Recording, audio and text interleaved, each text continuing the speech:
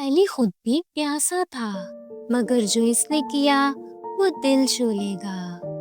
तो दोस्तों, गर्मियों की दोपहर थी। अली स्कूल से घर जा रहा था।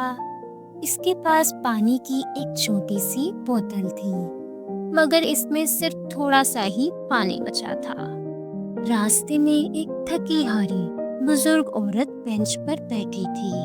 उन्होंने आहिस्ता से कहा, बेटा, क्या थोड़ा पानी मिल सकता है? तो दोस्तों, अली ने बगैर कुछ सोचे मुस्कुराकर पानी की बोतल इन्हें दे दी।